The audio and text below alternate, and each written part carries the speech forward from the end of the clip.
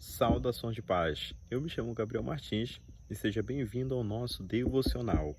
O texto que nós iremos ler hoje se encontra em Neemias, capítulo de número 4, o versículo de número 1 e o versículo de número 3. Os textos dizem assim: E sucedeu que, ouvindo Sambalate, que edificávamos um muro, ardeu em ira e se indignou muito e escarneceu dos judeus.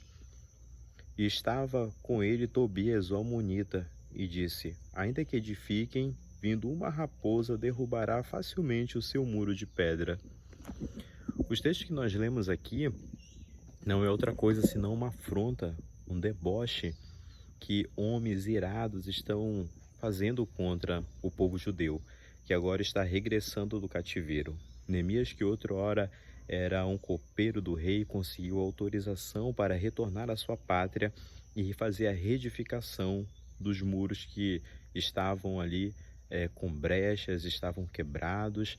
E o texto fala que ao fazer esse movimento de retorno, esse regresso para a reedificação dos muros, já que naquele período as guerras eram dessas maneiras, quando uma nação subjugava a outra, uma das primeiras coisas que eram destruídas eram os seus muros, que eram de proteção.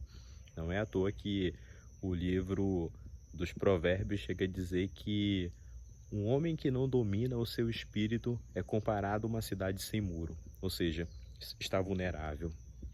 Pois bem, esse regresso estava ali gerando a ira, estava gerando o deboche, porém Deus havia colocado aquele desejo no coração de Neemias e Neemias deveria coordenar esse regresso.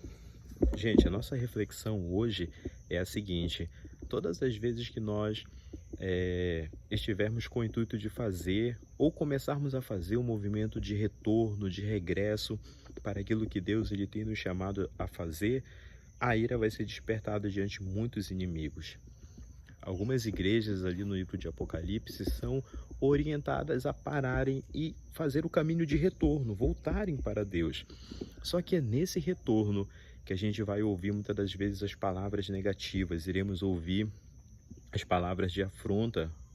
Tobias chegou a dizer: olha, se eles edificarem, se eles conseguirem reconstruir, vindo uma raposa vai tombar tudo vai virar pedra, montoeiro de pedra de novo.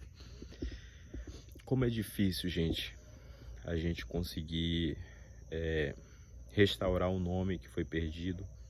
Como é difícil a gente lutar, às vezes, por uma família que está ruindo.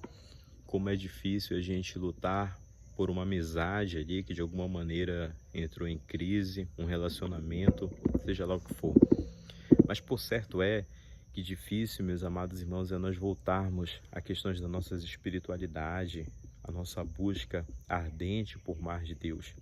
Às vezes estamos sem esses muros e nós nos tornamos vulneráveis a vãs filosofias, nos tornamos vulneráveis a afrontas, mas Deus ele está nos chamando sempre a fazermos esse movimento, a voltarmos, a reedificarmos, a construirmos esses muros novamente. E a nossa reflexão é essa, gente. Quantas das vezes a gente tenta se levantar e fazer esse movimento, mas essas palavras elas nos desanimam. A ponto que o coração dos judeus também ali houve momentos que desfaleceram, a obra foi interrompida. Mas graças a Deus que essa obra não era uma obra simplesmente de Neemias ou de outros judeus que estavam ali, que fizeram regressos com outros do cativeiro, mas era uma obra de Deus aquela reconstrução. E por isso aquela obra ficou de pé.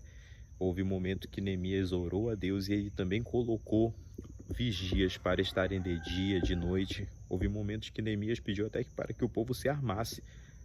De repente, se uma guerra estourasse ali, eles estariam armados para se defender.